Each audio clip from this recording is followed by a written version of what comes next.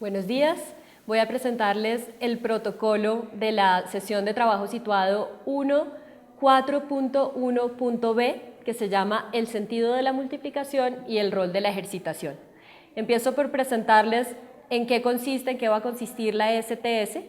Primero se le da la bienvenida a los docentes y se presentan los objetivos de la sesión, y luego ya se pasa a la parte del desarrollo del sentido de la multiplicación, con tres partes.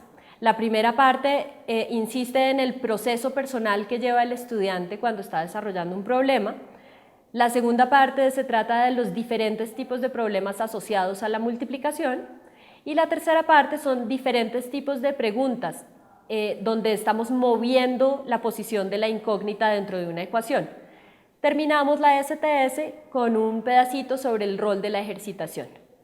El objetivo general de la STS es profundizar en la comprensión del concepto de la multiplicación y en la importancia de la ejercitación para la construcción de los conceptos y el desarrollo de la competencia matemática. Los objetivos específicos. Primero, reflexionar sobre la importancia de la ejercitación en el desarrollo de la competencia matemática. Segundo, profundizar en la comprensión del concepto de la multiplicación y lograr así una mejor comprensión del concepto por parte de los estudiantes. Tercero, dar herramientas al docente para trabajar la ejercitación, tanto en las guías que se usarán en el 2016 como en sus planeaciones y sus prácticas de aula. Entonces empieza la parte del sentido de la multiplicación, la primera parte que es dedicada al proceso personal. Se le presenta a los docentes en el tablero o en una cartelera el siguiente problema. El día de las brujas, el 31 de octubre, Sebastián golpea la puerta de 7 casas distintas y en cada casa recibe 5 dulces. ¿Cuántos dulces recibe en total? La idea en esta parte es que al tutor se le da un anexo para que él pueda moderar la discusión. Empieza esta parte con unos 6 minutos de trabajo individual, donde cada docente está tratando de solucionar el problema, y el tutor le pide a los docentes que lo solucionen de distintas maneras, que lo solucionen de formas convencionales, de formas no convencionales, usando representación simbólica, sin usar representación simbólica, etc. Es importante también que el tutor les insista en que busquen distintos tipos de representaciones, que usen representaciones concretas, representaciones pictóricas, representaciones simbólicas. Una vez se da este proceso de trabajo individual, se pasa al trabajo en grupo. Para el trabajo en grupo se dan unos 13 minutos donde ellos comparten lo que han hecho de manera individual y escogen entre esas estrategias, escogen 2 o 3 para plasmarlas en una cartelera. Luego viene una marcha silenciosa donde se pueden poner las carteleras en las paredes, se hace una marcha silenciosa de unos más o menos 7 minutos y luego hay 17 minutos para una discusión. El anexo del tutor va a ser muy importante en el momento de la discusión, por si acaso a ningún docente se le ocurrió una de las estrategias que podía habérsele ocurrido, entonces el tutor puede aportar. Es importante que el tutor esté revisando y aclarando cuáles son las representaciones que están utilizando. Y por otro lado es importante también que muestre la solución, no solo que se queden en las representaciones, sino que también se aclare la solución. Es importante terminar la discusión de esta parte hablando sobre el proceso personal que lleva cada estudiante cuando soluciona un problema. Es muy importante que el docente no le imponga a los estudiantes una solución, sino que permita que ellos mismos encuentren su forma de llegar a la solución, que ellos mismos encuentren su forma de representar el problema y más bien que luego el docente pueda compartir con el grupo las distintas representaciones, las distintas soluciones que tuvieron sus estudiantes y eso enriquece muchísimo al grupo, eso hace que otros estudiantes puedan conectar conceptos, que puedan conectar temáticas. Es muy importante permitir este proceso personal en los estudiantes. Pasamos a la segunda parte del sentido de la multiplicación, que llamamos distintos tipos de problemas asociados a la multiplicación. En esta sección hay 2 anexos, un anexo para el docente y un anexo para el tutor. Entonces empieza la sección dándole a los docentes el anexo para el docente, se les muestran 3 problemas en el anexo y deben trabajar en grupo en esos problemas. Se les da 10 minutos, cada grupo debe trabajar en un problema distinto. El primer problema dice, una patineta tiene 4 ruedas. ¿Cuántas ruedas en total tienen 2 patinetas? ¿Cuántas ruedas en total tienen 8 patinetas? ¿Cuántas ruedas en total tienen 16 patinetas? Este problema es un problema que caracterizamos nosotros o clasificamos como problema de grupos iguales. Si pensamos en los lineamientos curriculares, puede estar clasificado como un problema de adición repetida o si se resuelve usando proporcionalidad, es un problema de razón. El segundo problema dice, Susana prepara su maleta. Lleva 4 camisetas y 3 pantalones. ¿De cuántas formas distintas puede vestirse? Este problema es un problema de combinación. Acá es importante que el tutor le muestre a los docentes distintas estrategias para solucionar el problema, no solo fijarse en la clasificación, sino mirar distintas posibilidades de solución. Para eso está el anexo como soporte para el tutor. El tercer problema dice, Margarita se demora 7 minutos caminando de su casa a la escuela. Luis se demora 3 veces el tiempo que Margarita se demora. ¿Cuántos minutos se demora Luis? Este es un problema de comparación. Si miramos los lineamientos curriculares, este es un problema de factor multiplicante. Nosotros lo estamos llamando problema de comparación. Viene la tercera parte, es sobre la posición de la incógnita. Entonces, la idea en este caso es empezar mostrándole a los docentes 3 problemas. Se los voy a leer. Marcos tiene 4 bolsas de manzanas. Hay 6 manzanas en cada bolsa. ¿Cuántas manzanas tiene en total? El siguiente dice, Marcos tiene 24 manzanas, quiere compartirlas con sus 4 amigos dándoles a cada uno el mismo número de manzanas. ¿Cuántas manzanas recibirá cada amigo? El tercero dice, Marcos tiene 24 manzanas, las mete en bolsas, a cada bolsa le caben 6 manzanas, ¿cuántas bolsas utilizó Marcos? Ustedes miran cuidadosamente esos 3 problemas, que es lo que se le está pidiendo a los docentes. Van a descubrir que los 3 problemas están asociados a la ecuación 4 por 6 igual a 24. En la primera se está preguntando por el número total de manzanas, es decir, se está tratando de solucionar la ecuación 4 por 6 igual a ¿cuánto?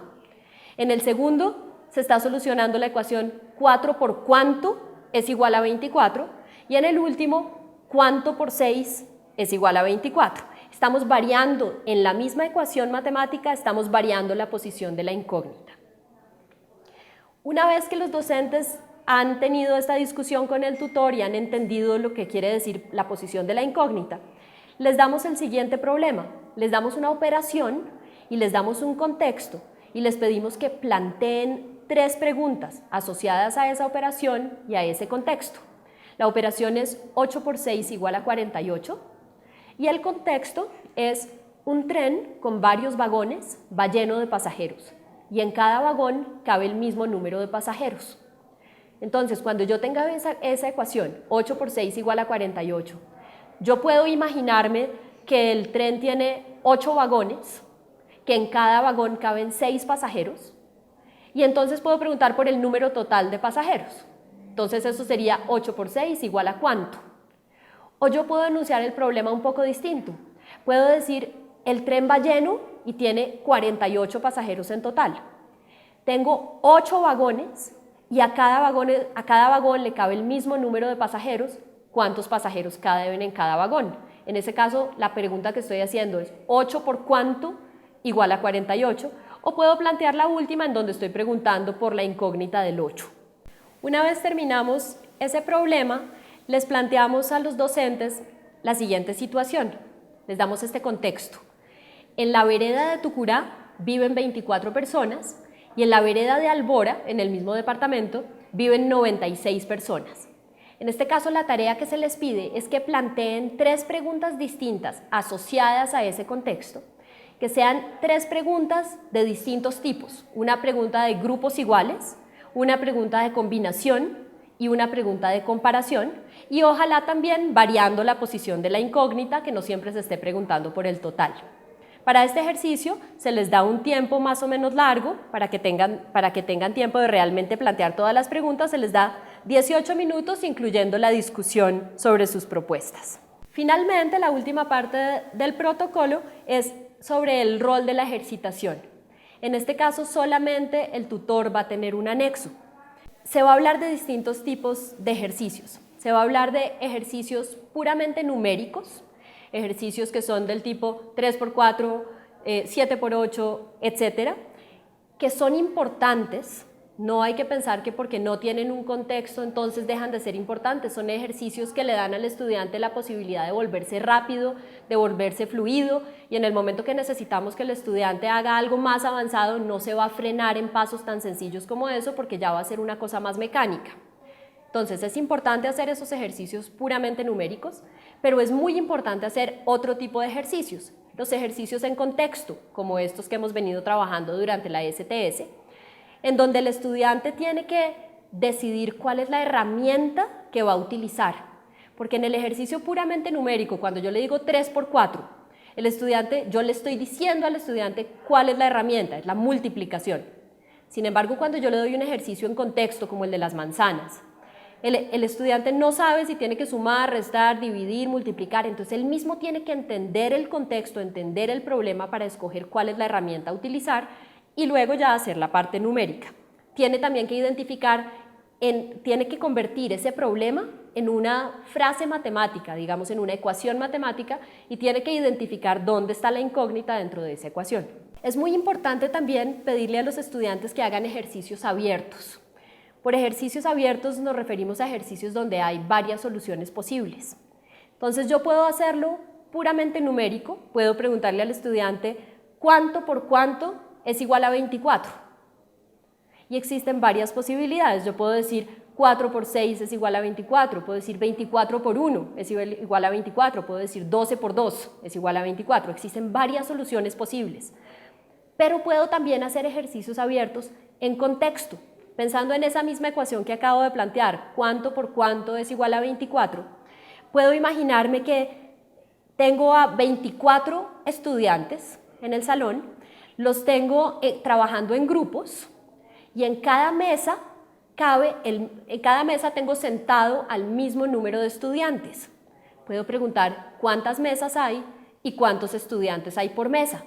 Entonces puede que yo tenga 6 mesas con 4 estudiantes cada una, o puedo tener 4 mesas con 6 estudiantes cada una, o puedo tener 12 mesas con 2 estudiantes cada una, etc. El último tipo de ejercicio que recomendamos para esta ejercitación son ejercicios en donde el estudiante no tiene que resolver el ejercicio, sino se le da el ejercicio resuelto y se le da la solución con algún error dentro de la solución. Se le pide al estudiante que encuentre el error.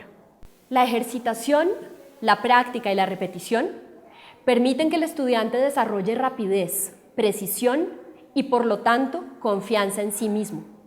A través de la ejercitación, los conceptos tienen la oportunidad de decantarse y el estudiante va adquiriendo la fluidez necesaria para avanzar a niveles superiores. Termina la STS con una conclusión recordándole a los docentes cuáles fueron los objetivos de la STS.